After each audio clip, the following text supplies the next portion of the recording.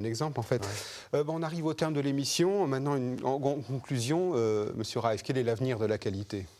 Je dirais à toutes les entreprises d'avoir le courage de faire des démarches qualité. C'est là-dedans qu'est l'avenir pour toute entreprise, mais pas seulement les entreprises, mais également le secteur public, parce que ça peut faire la différence avec les autres pays. Des administrations de haut niveau et de haute qualité peuvent aider à amener des entreprises ici au Luxembourg. Alors, allons-y. Allons vers la qualité. Allons vers la qualité, voilà. Monsieur Glodon, même question. Pour faire la différence, je pense qu'il faut aller vers une approche qualité. La qualité, c'est un must. D'ailleurs, M. Criquet l'a bien souligné lors du congrès sur la logistique. Oui. Et sans la qualité, on ne va pas pouvoir survivre. Ça, c'est mon avis. Donc la qualité est essentielle pour le développement de l'économie? Sûr. Et donc, on le voit d'ailleurs très bien aussi, le taux de membres du mouvement luxembourgeois pour la qualité est en hausse. Donc, on a de plus en plus de sociétés qui s'approchent de nous pour devenir membres de notre organisation. OK. Donc, je vous souhaite beaucoup de réussite pour la semaine de la qualité, pour le prix luxembourgeois de la qualité. Merci d'avoir participé à notre émission. Merci, M. Glodon. Merci, M. Raif.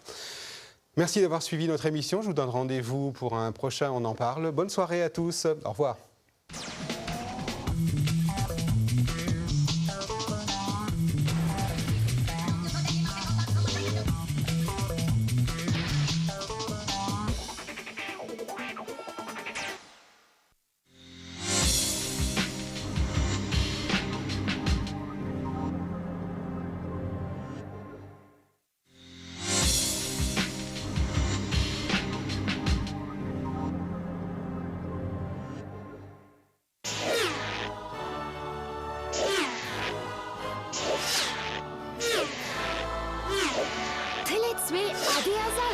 Überall zu Lützeburg. Endlich. Tele2. Für was mehr bezahlen?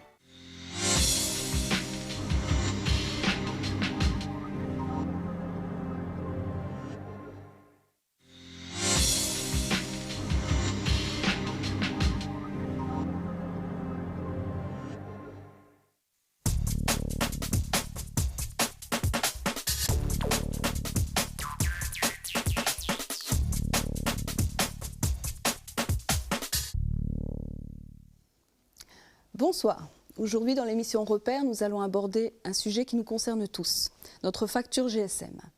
Et plus précisément, le roaming. Alors, qu'est-ce que le roaming? Quand vous prenez votre téléphone, que vous allez à l'étranger, que vous passez la frontière, vous recevez et vous donnez des appels. En jargon télécom, on appelle ça roaming. Évidemment, là, les prix sont considérés trop élevés par la Commission européenne. Pour en débattre, nous avons une invitée sur le plateau, Madame Viviane Reding, commissaire européenne aux télécommunications. Merci d'avoir répondu présente. Avec plaisir. Et j'aimerais que vous nous parliez du pourquoi de cette régulation sur les tarifs roaming.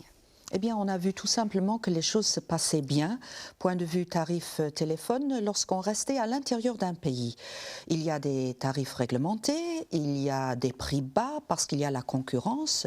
Là où le bas blesse, c'est que quand les citoyens traversent la frontière, alors, dans une Europe qui devrait être sans frontières, on punit le citoyen quand il veut être mobile, quand il veut aller dans un pays voisin. Alors, par rapport aux tarifs nationaux, les tarifs, lorsqu'on est dans un pays voisin, sont jusqu'à 5 fois plus chers. Nous avons pensé que ce n'était pas normal. Nous avons demandé aux opérateurs de baisser leurs tarifs. Nous leur avons demandé pendant des années. Ils ne l'ont pas fait parce que pour eux, c'est une rente extraordinaire. Hein. Ils ont un revenu faramineux. Vous avez parlé, par exemple, de cette anomalie. Lorsque vous téléphonez dans un pays, vous payez seulement lorsque vous faites un appel. Lorsque vous amenez votre portable à l'extérieur, vous payez aussi lorsque quelqu'un vous appelle. Et tenez-vous bien, savez-vous quel est le bénéfice que les opérateurs font sur ces appels appelés entrants? Non. Jusqu'à 500%. C'est le consommateur qui trinque. Et c'est surtout aussi, il ne faut pas oublier, c'est une distorsion de concurrence pour les petites et moyennes entreprises qui travaillent de l'autre côté de la frontière.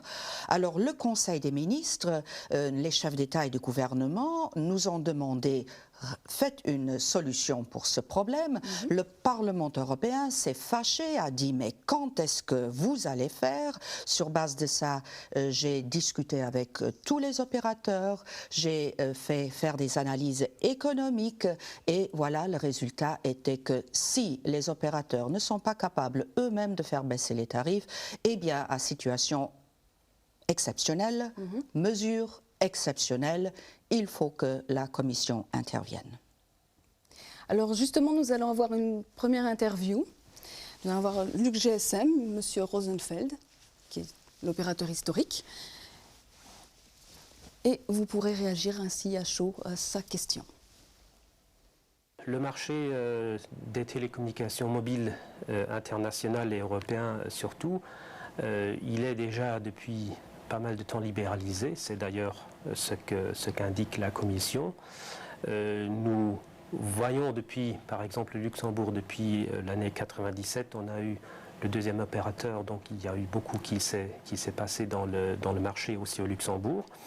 Et depuis, il y a beaucoup de mécanismes qui se sont mis en place au niveau du roaming.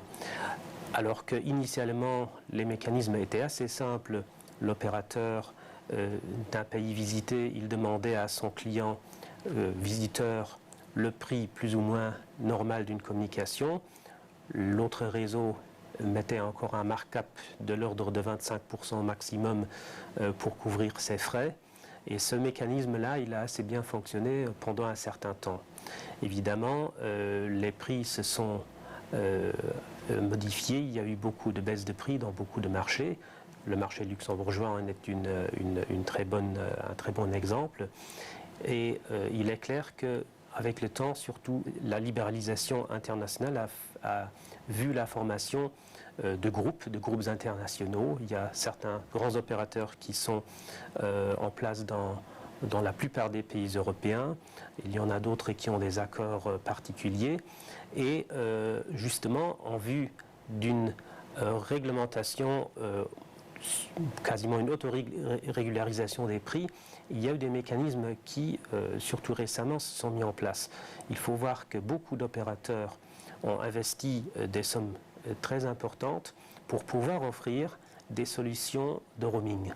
La plupart des groupes sont en train de faire de grands efforts pour pouvoir adapter les offres en roaming pour leurs clients, pour leur offrir des formules plus intéressantes. Nous avons nous-mêmes une formule qui s'appelle Vodafone World et qui garantit aux clients d'un côté un prix fixe dans la plupart des pays visités. Donc le client, il sait dès le départ ce que ça va lui coûter et aussi le niveau de ces appels. Il est généralement en dessous des niveaux qui sont pratiqués. Donc nous avons certainement une perte de marge sur ces appels, mais c'est dans un souci de fidéliser aussi les clients, de lui offrir une formule intéressante et transparente. Et c'est un exemple, mais quasiment la plupart des groupes sont en train de proposer de telles solutions.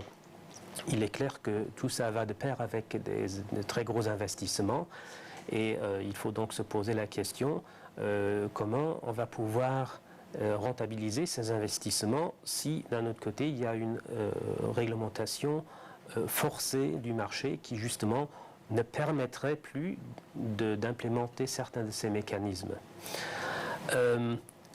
Bon, il est surtout question de réglementer les prix d'un côté en gros, d'un autre côté en détail.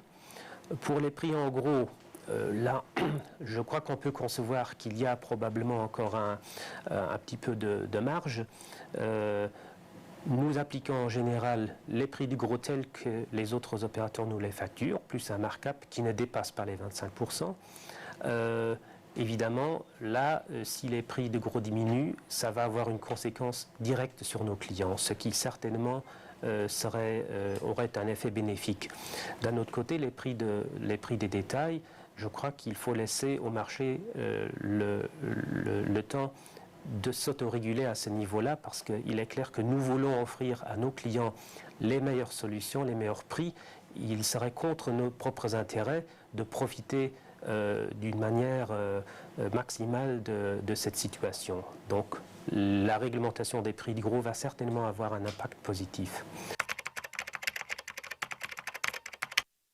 Nous avons au Luxembourg une situation très particulière. Vous savez que nous avons une part qui est de 30 voire 40% de notre chiffre d'affaires qui provient du roaming vis-à-vis des autres pays qui n'ont certainement pas cette situation. Donc au Luxembourg, nous risquons vraiment un impact énorme d'une baisse importante des prix de roaming, ce qui risquerait aussi de devoir revoir les prix nationaux. Est-ce que vous allez tenir compte de cette situation particulière au Luxembourg, de nos besoins particuliers, pour éviter justement que finalement le client final luxembourgeois, il voit les prix en national augmenter suite à une trop grande diminution des prix en gros du roaming qui risquerait, qui nous forcerait à revoir les prix nationaux. Madame Reding, votre réaction à chaud? Ma réaction à chaud, il y en a plusieurs, parce qu'on a parlé des prix de gros, des prix de détail. En 2005, les 25 régulateurs nationaux m'ont appelé à l'aide. Ils ont dit, nous remarquons que les prix de gros baissent, mais ça n'est pas un avantage pour le consommateur, parce que ce sont les opérateurs qui se mettent en poche les avantages. Et donc nous avons vu très clairement qu'on ne peut pas uniquement réglementer les prix de gros, il faut aussi réglementer les prix de détail pour que, en fin de compte, ce soit les consommateurs qui aient un avantage, parce que ce sont eux qui maintenant ont un désavantage majeur. Deuxièmement, c'est une longue histoire tout ça.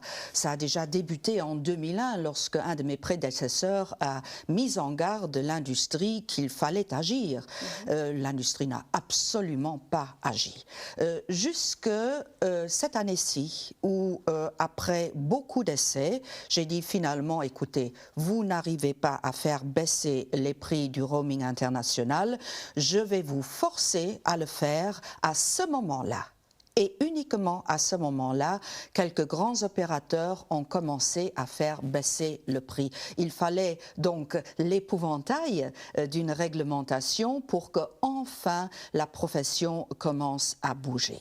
Maintenant, la situation luxembourgeoise, elle est spécifique, je le sais bien. Voilà. Vous allez tenir compte de cette particularité luxembourgeoise? Oui, j'ai beaucoup écouté les opérateurs luxembourgeois. J'avais d'ailleurs 3 rendez-vous, soit moi-même, soit mon cabinet avec eux. Il est vrai qu'ils profitent beaucoup plus que d'autres du roaming international, parce que le Luxembourg, petit pays, frontière ouverte, donc les gens prennent leur appareil avec eux ou viennent avec un appareil dans le Luxembourg, donc grand profit sur le roaming, surtout pour le Luxembourg.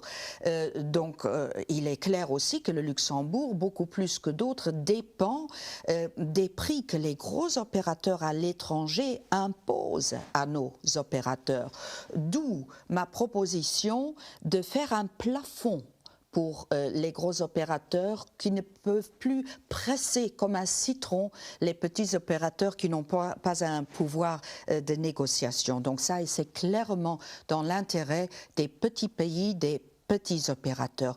Et quant au prix de détail, le Luxembourg est dans une situation magnifique, parce que nous avons l'expérience des frontières ouvertes. Nous avons en plus au Luxembourg une entreprise qui s'appelle Skype. Et Skype, ce sont ceux qui font de la téléphonie sur ordinateur, sur Internet, qui font énormément baisser les prix. Alors moi, après toutes les analyses que j'ai faites, je sais une chose qui est sûre et certaine.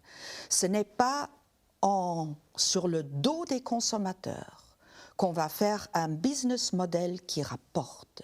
Mais c'est en développant des business models, ensemble avec Skype par exemple, qu'on peut être proactif, qu'on peut être innovateurs et les premiers venus avec des modèles innovateurs seront ceux qui gagneront, pas seulement au Luxembourg, mais au-delà des frontières.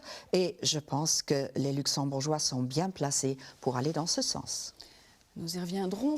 On va regarder, si vous le permettez, la deuxième interview avec l'administrateur directeur de Vox Mobile. Et là encore, une question vous est adressée. Premièrement, je crois qu'il y a déjà beaucoup d'articles qui ont été écrits sur ce sujet. J'ai déjà pu m'exprimer plusieurs fois. Vous savez très bien que je suis totalement opposé à cette régulation. Pas au fond du problème, que les prix baissent. Je crois que j'étais une des personnes qui ont fait baisser les prix nationaux ici au Luxembourg, mais sûrement pas ça. Mais la manière dont ça a été fait, la manière dont ça a été annoncé, le manque de dialogue entre opérateurs européens et la Commission et Mme Reding, je crois que ça, c'est une chose qui s'est vraiment mal passée. D'ailleurs, Mme Reding a dû faire déjà un retrait de plusieurs de ses propositions à cause du manque de dialogue. Moi, je trouve que dire carrément, oui, de toute façon, ce n'est qu'entre 3 et 5% des revenus des opérateurs qui sont affectés. C'est peut-être vrai pour les grands pays, mais ce n'est pas vrai pour le Luxembourg. Ici, on parle de 30%. 30% de nos revenus sont affectés. Je trouve que c'est énorme. Il ne faut pas maintenant prendre ça comme ça et dire merci Mme Reding, on vous remercie beaucoup et on continue.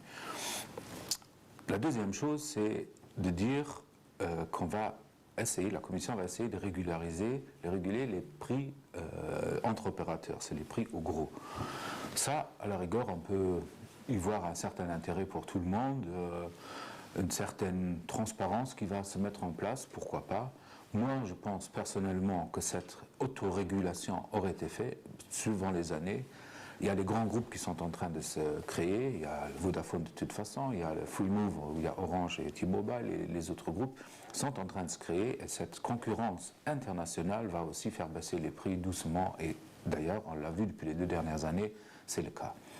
Cette autorégulation, maintenant, sera faite d'une manière différente entre opérateurs pour le prix de gros. Maintenant, Mme Reding aussi veut s'attaquer au prix du détail. Et là, je trouve que c'est totalement exagéré. Je ne crois pas que c'est vraiment de sa compétence. Il y a d'autres exemples où il faudrait alors, à ce moment-là, faire exactement la même chose.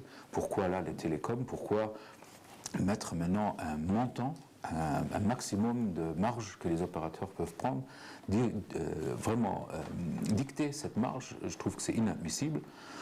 Bon, il y a des opérateurs qui font partie, dont l'actionnaire c'est l'État, comme les PET, ça c'est une chose, mais c'est aussi un actionnaire, et nous et les autres opérateurs, ils ont aussi des actionnaires privés qui ont mis beaucoup d'argent, qui ont investi énormément d'argent dans les opérateurs qui, eux, ont investi des sommes énormes dans les réseaux qui ne sont toujours pas amortis. Dans les licences, au Luxembourg encore ça va, mais dans les autres pays, comme en Allemagne et en Angleterre, c'est des sommes faramineuses qui ont dû être investies. Ces sommes, il faut les récupérer. Si maintenant les investisseurs privés investissent et quelqu'un en Bruxelles dit non, tu ne peux pas les récupérer comme toi tu le pensais, maintenant c'est moi qui te dis comment tu fais ton business plan, je crois que ça c'est une honte. Je trouve que les prix au détail, ça c'est le marché et les opérateurs eux-mêmes qui doivent le régler et surtout pas la Commission.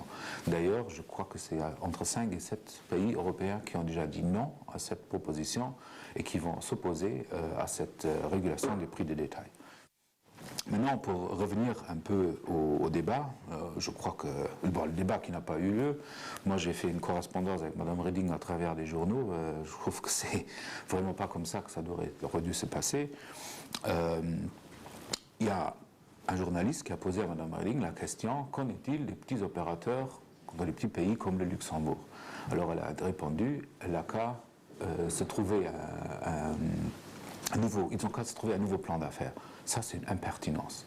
Parce que ça revient à dire, l'argent que vous gagnez en moins dans le roaming, il faut le trouver ailleurs. Et où c'est ça? C'est dans les prix nationaux, qui sont les plus bas au Luxembourg, en Europe. Bon, maintenant, je pense qu'elle aurait pu faire ça différemment. Nous aussi, on pense aux consommateurs, c'est nos clients. Nous aussi, on veut l'avis du consommateur, on veut que les prix soient bas. D'ailleurs, les prix nationaux sont très bas. Et il n'y a personne maintenant qui va prendre des mesures populistes pour dire maintenant l'essence c'est 1 cent maintenant, ou l'autoroute en France ne coûte plus rien, parce qu'ici l'autoroute ne coûte rien. Les téléphones dans les hôtels à l'étranger sont à des prix énormes. Pourquoi il n'y a personne qui va régulariser ça? Je crois qu'il faut vraiment remettre les bas à plat et surtout faire un dialogue entre opérateurs et Madame Reding. Une question, je l'ai déjà posée une fois. Madame Reding, pourquoi vous n'avez pas pris contact avec les opérateurs luxembourgeois avant de lancer vos pensées, dialoguer un peu? On vous aurait dit des choses qui étaient techniquement, économiquement pas possibles. Vous n'aurez pas peut-être dû retirer plusieurs de vos propositions, comme vous l'avez dû le faire maintenant. Je crois que c'était beaucoup plus ça, entre luxembourgeois, de se parler avant de lancer des propositions comme ça. Merci. Alors, Madame Reding, là, il faut réagir, bien sûr, entre luxembourgeois, dit-il, et puis une question surtout sur le plan particularité luxembourgeoise. Alors, est-ce que ces craintes sont légitimes de voir ainsi cette régulation du tarif du détail? Il y a quand même tellement d'énormités qui ont été dites jusqu'à maintenant. J'aurais besoin d'une demi-heure pour les prendre une par une, parce que c'est pas en disant haut et fort des choses qu'elles sont vraies. Alors, la première chose, et je suis étonnée que je n'ai pas consulté la profession. Je pense que je vous ai déjà dit avant que j'ai vu 3 fois les luxembourgeois et une fois le monsieur qui parlait avant a été vu par mon cabinet. Deuxièmement, j'ai eu 56 réunions avec les opérateurs européens pendant des années. Ils ont été consultés, ils ont donné leur avis. Ils ont tous donné leur avis et pendant 4 mois, il y a eu une consultation officielle où tout le monde a pu donner son avis, ses propositions. Alors, il est plus efficace de donner son avis sur des consultations publiques plutôt que de donner des interviews à la télévision ou dans les journaux. Maintenant, j'ai déjà dit avant aussi que j'ai très bien pris en considération la position des petits opérateurs et surtout des petits opérateurs dans un petit pays. Ils m'ont demandé aussi d'avoir plus de temps pour appliquer dans la pratique les différentes mesures. Qu'avez-vous répondu ? Oui, mais dans le texte, il y a une période supplémentaire de 6 mois pour passer des réglementations sur le prix de gros aux réglementations de détail. En d'autres termes, ça donne un été supplémentaire pour qu'on puisse faire beaucoup d'argent sur le compte des consommateurs en la matière. Et puis, les prix luxembourgeois. Quand on les regarde un peu, les prix à l'intérieur du pays sont absolument concurrentiels et absolument beaux. Je crois qu'il n'y a rien à dire là. Personne ne peut contrôler les prix vers l'extérieur parce qu'il n'y a pas de transparence. Et puis, il y a des choses qu'on me les explique. Par exemple, il coûte 3 fois plus cher quand on téléphone avec nos voisins indirects, par exemple avec la France et l'Allemagne, que si on téléphone avec l'Italie. Alors, où est la raison d'être? Et je crois que le fait que je mette un plafond sur les prix de gros permet aux petits opérateurs d'avoir des meilleures conditions lorsqu'ils discutent avec les grands opérateurs. Mais une phrase encore, parce que c'est très important. Cette rengaine qui vient toujours laisser la profession faire. Oui, mais on a laissé la profession faire pendant des années. En octobre l'année dernière, j'ai pour la première fois mis sur Internet une comparaison des prix du roaming international. Et j'ai dit à ce moment-là, vous avez 6 mois pour faire baisser les prix. Qu'est-ce qui s'est passé après 6 mois? 19 pays étaient restés stables, 4 pays avaient augmenté les prix. Là, j'ai dit stop. C'est sur le dos des consommateurs, on ne peut pas continuer comme ça. Je vais faire des modèles où il y ait des plafonds et en dessous de ces plafonds, il peut y avoir encore de la concurrence, mais qu'on arrête de prendre les consommateurs pour des vaches à lait. Oui, là il y a eu quand même la question des investissements qui ont été faits et c'est vrai qu'il y a eu de gros investissements de faits. Et si on passe à une 3e génération de téléphonie mobile, il y a encore beaucoup d'investissements à faire. Est-ce que vous en tenez compte aussi ? Les investissements sont faits à matière très inégale parce que si je prends certains de nos pays voisins, je vois qu'il y a des investissements très forts qui sont faits sur des nouvelles technologies et qui sont annoncés tous les jours parce que ces investisseurs, qu'ils soient d'ailleurs le gros opérateur historique ou les nouveaux opérateurs, ont compris que le monde avance. Ceux qui ne comprennent pas que la technologie va faire avancer les business models où on va être hors contexte et ne plus faire de l'argent du tout, eh bien ceux-là seront les lésés parce que les citoyens vont aller devant sur les nouvelles technologies. Si je prends le broadband, par exemple, qui au Luxembourg est extrêmement cher, pas bien développé, eh bien regardez dans nos pays voisins, ils ont tous compris que la bande large est l'avenir, qu'il faut investir là-dessus et que la téléphonie va se mettre sur la bande large. La téléphonie va coûter de moins en moins d'argent parce qu'elle sera sur Internet. Donc, il faudra offrir d'autres services.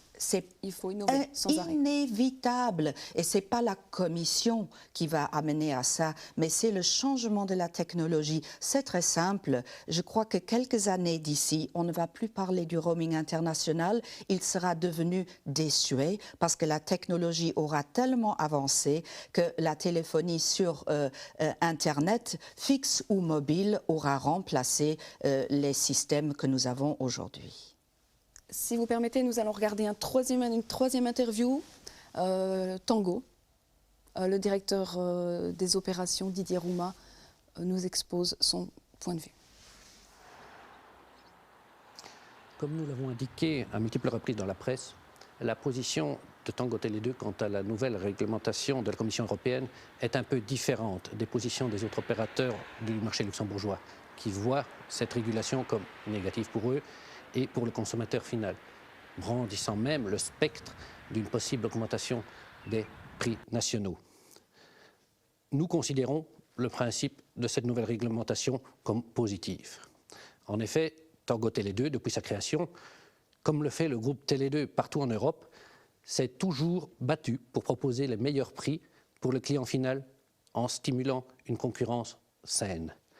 Le principe de cette nouvelle régulation va donc dans le même sens que ce que Tango propose depuis sa création en 1998, offrir au client final les prix les plus bas du marché. Tango, d'ailleurs, a été reconnu par une analyse de cette même Commission européenne comme un des opérateurs les moins chers du marché en Europe, juste derrière un opérateur danois, mais bien devant LuxGSM. Cependant, la manière avec laquelle cette nouvelle régulation a été élaborée par Mme Redings n'a pas été la meilleure. Mme Redings a élaboré une régulation sans dialogue préalable avec les opérateurs, finalement les intervenants du marché. Ce non-dialogue a obligé Mme Redings à reformuler plusieurs fois ses propositions, décrédibilisant à chaque fois les valeurs du principe qui était à l'origine de cette possible régulation. Offrir un marché de roaming européen unique où le consommateur final ne souffrirait plus des lourdes charges engendrées par le roaming. Techniquement parlant, le bon point de cette régulation est l'harmonisation des tarifs de gros pratiqués entre opérateurs, c'est-à-dire les tarifs facturés entre opérateurs. À l'heure actuelle, seulement certains groupes, via leurs multiples filiales dans certains pays européens, détenaient le seul pouvoir d'offrir les roamings les plus attractifs, en enlevant de fait toute concurrence possible sur ce marché. Grâce à la nouvelle régulation, tout opérateur aura la possibilité d'être aussi compétitif sur le marché du roaming et finalement, c'est le consommateur qui va y gagner. Par contre, nous pensons que pour les prix de vente retail, c'est-à-dire les prix de vente au consommateur final, ils n'avaient pas besoin d'être régulés. La lourde compétition sur les marchés nationaux devrait être à même de jouer son rôle de régulateur. Il est toutefois évident que sur le marché luxembourgeois, l'impact du roaming est beaucoup plus important que sur les autres marchés européens. Environ 30% du revenu des opérateurs luxembourgeoises dépend du roaming. Sur un marché environ de 500 000 clients, 120 000 sont des frontaliers qui travaillent et qui viennent tous les jours au Grand-Duché de Luxembourg. Le manque à gagner est évidemment important pour nous, opérateurs luxembourgeois. Cependant, comme je l'ai déjà indiqué, nous pensons que cette diminution des prix était inéluctable et que finalement cette nouvelle régulation accélère la mise en œuvre de ce principe qui était de toute façon prévu. Nous pensons finalement qu'une diminution considérable des prix de roaming doit stimuler le marché et enlever la barrière psychologique des clients finaux concernant le roaming. Le roaming n'étant plus vu comme un coût hyper cher, mais simplement permettre aux clients d'appeler plus et de générer plus d'appels et de minutes sur les réseaux étrangers et luxembourgeois. Nous pensons qu'une grosse partie du manque à gagner peut être couvert par une augmentation du trafic roaming généré par des clients ne voyant plus le roaming comme un coût exorbitant.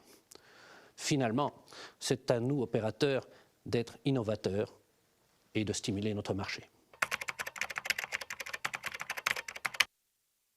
Madame Reding, via votre nouvelle proposition, vous avez essayé de réguler davantage les prix des appels en roaming pour le bénéfice du consommateur final. Qu'en est-il d'une possible régulation européenne des prix de gros quant aux services data, comme le GPRS, où nous voyons des disparités encore plus importantes que la voie sur les marchés européens?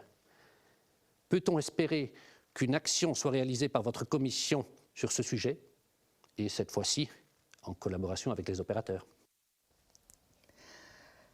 56 réunions avec les opérateurs européens, dont 3 avec les luxembourgeois. Je pense que ce n'est pas un manque d'écoute. Mais je suis très contente par ce que je viens d'entendre, parce que en fait, c'est ça. Le fait que ce manque à gagner sera compensé par une stimulation d'utilisation du portable. Pour l'instant, les gens ferment leur portable quand ils vont à l'étranger parce que c'est trop cher. Mais une fois que les prix seront normaux, alors ils vont utiliser leur portable. Nous, on prévoit avec les experts un regain d'utilisation énorme qui va partiellement compenser ce trop-plein du prix comme il est fait pour l'instant. La question sur les datas, sur les SMS et autres manières de communiquer. Là aussi, j'ai beaucoup discuté et avec les opérateurs et avec les experts et on est venu à la conclusion que pour l'instant, ce ne serait pas bon de réglementer en la matière. Mais on va contrôler ce marché de très près et on va voir dans un an si besoin est de réglementer ou non. Là encore, je donne une chance aux opérateurs et à l'industrie de résoudre le problème. Parce que par eux-mêmes. Par eux-mêmes. Et je l'ai dit très clairement, je ne veux pas intervenir sauf si je dois le faire. Alors, pour les data, pour l'instant, je n'interviens pas. Je donne une chance à l'industrie. Si l'industrie ne réagit pas positivement, eh bien, à la fin du compte, il faudra que la Commission agisse. Très bien. Merci d'être venu sur ce plateau aujourd'hui. Merci d'avoir débattu avec nous sur ce sujet très, très animé. Nous allons bien évidemment nous tenir au courant, informer de la suite, du suivi de ce dossier. Et vous aurez l'amabilité de nous tenir informés également, de tenir informés les téléspectateurs. N'hésitez pas à nous recontacter parce que je pense que la facture GSM, les accros du GSM vous le diront, on a envie qu'elle diminue, notre facture GSM. Donc effectivement, le consommateur final vous remercie. Les opérateurs, il faudra aussi les suivre, voir un peu ce qui va se passer. Et comme on l'a dit, place à l'innovation alors. Et puis, la transparence est le plus important. Donc, des émissions comme celle-ci sont très importantes parce que souvent, les consommateurs ne savent pas quelle est leur facture lorsqu'ils sont à l'étranger. Ils ont la surprise lorsqu'ils reviennent chez eux. Et il faut dire aussi que déjà en 2005, tous les opérateurs de GSM avaient signé une charte pour s'engager eux-mêmes à faire une transparence transparence sur les prix. Ils ne l'ont jamais fait. Donc, il faut informer le consommateur pour que le consommateur puisse décider s'il ouvre ou s'il ferme son GSM à l'étranger. Merci Madame Radi. On se retrouve très prochainement pour une nouvelle émission Repère. Bonsoir.